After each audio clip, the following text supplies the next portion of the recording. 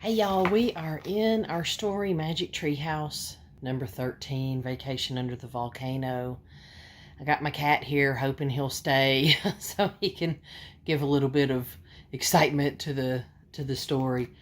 He's taking a bath right now. Hopefully he won't be obscene. When we last ended, we were in chapter 2, entitled The End is Near, and there was some woman pointing a bony finger at Jack and Annie saying, "The end is near. Go home, strangers."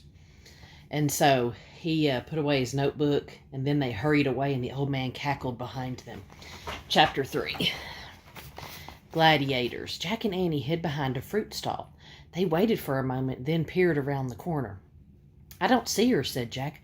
"Who was she?" asked Annie. "I don't know, but she looked nuts to me," said Jack. "What's the book say about her?" said Annie. "She won't be in there," said Jack. "Just look," said Annie. Jack sighed and pulled out the book again. To his surprise, he found a picture of the old woman. He read aloud. "In Roman times, there were people who could see into the future and warn others about what they saw. These people were called soothsayers." "See, she wasn't nuts," said Annie. "She was giving us a warning, just like my nightmare." "Don't pay attention to that stuff," said Jack. "Soothsayers are from olden times. People from our time don't believe in them." "Well, I do," said Annie. "I'm sure something bad is about to happen." Jack sighed. "Come on. We have to keep going. We have to find the lost library, then we'll leave at once." "We'd better," said Annie. They left the fruit stand and kept walking through the forum. Soon they came to a large building. Crowds were streaming in and out of it. "Is that a library?" said Annie. "Let's look," said Jack. He looked in the Roman book. He found a picture of the building and read aloud. Most people in Pompeii did not have a bathtub at home, so they went daily to the public baths. Not only did people wash at the baths, but they also swam, played sports, and visited with their friends. "That sounds like going to the pool," said Annie. "But it's not a library. Let's keep walking." They kept walking until soon they came to a fancy building with large columns. "Is that a library?" said Annie. Jack found a picture of the building and read aloud.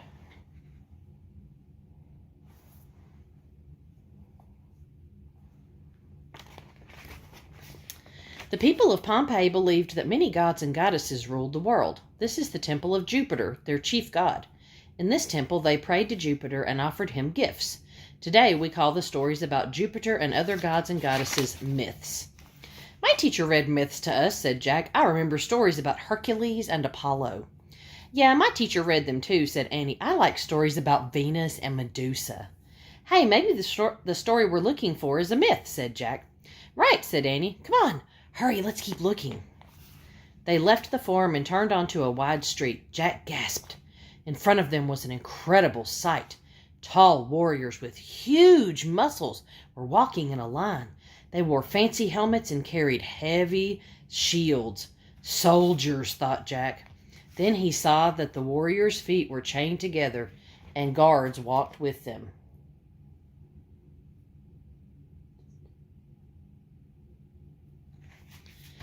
"Gladiators," he whispered. That's the end of chapter 3. Oh my gosh, I thought it was going to be a few more pages. All right, so our next video will be chapter 4, Scary Things. All right, see y'all later.